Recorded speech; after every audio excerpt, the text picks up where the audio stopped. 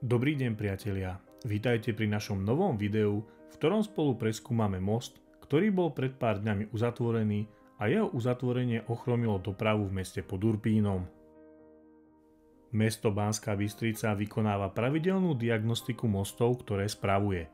Hoci most v Kremničke, prvý most ponad R1 pri vstupe do Banskej Bystrice v smere od Zvolena, nie je v majetku mesta, samospráva sa rozhodla z vlastnej iniciatívy zaistiť jeho opätovnú prehliadku.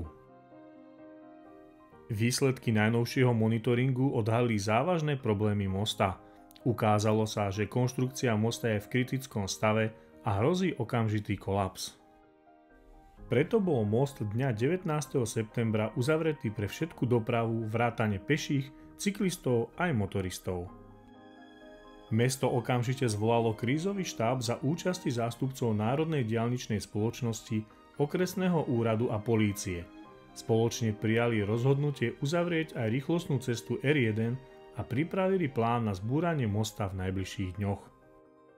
Statik Milan Krajčí vysvetlil, že počas prehliadky bola objavená vážna prasklina v nosnej konštrukcii mosta, čo mohlo viesť k jeho náhlemu zrúteniu. Preto sa rozhodlo o okamžitom vylúčení dopravy a následnom odstránení mosta. Riaditeľ Národnej diaľničnej spoločnosti pán Filip Macháček zdôraznil, že urobia všetko, čo je v ich silách, aby rýchlostná cesta R1 bola čím skôr opäť prejazdná. Vzniknutá situácia si vyžiadala vybudovanie obchádzkových trás, ktoré spôsobili dopravné zápchy a zdržanie autobusových spojov.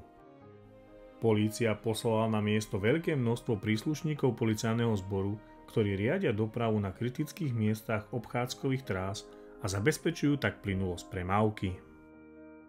V piatok popoludní mesto vybralo spoločnosť Metrostav, ktorá zbúra most a cena zákazky bola vypočítaná na 231 000 eur. Po jeho odstránení sa doprava presunie na most pri hypermarkete Tesco, ktorý bude dôsledne monitorovaný. Práce sa zamerajú na zabezpečenie ochrany vozovky geotextíliou a vytvorenie ochranného vankúša rýchlostnej cesty z násypu Kameniva. Následovať bude samotné búranie mosta a likvidácia súdení tak, aby v pondelok ráno došlo k opätovnému spriazneniu diaľnice R1. Veríme, že sa situácia podarí čo najskôr vyriešiť a most bude bezpečne odstránený. Zároveň dúfame, že doprava bude čoskoro obnovená a komplikácie budú čo najmenšie. A to je z videa o uzatvorenom moste v Banskej Bystrici všetko, priatelia.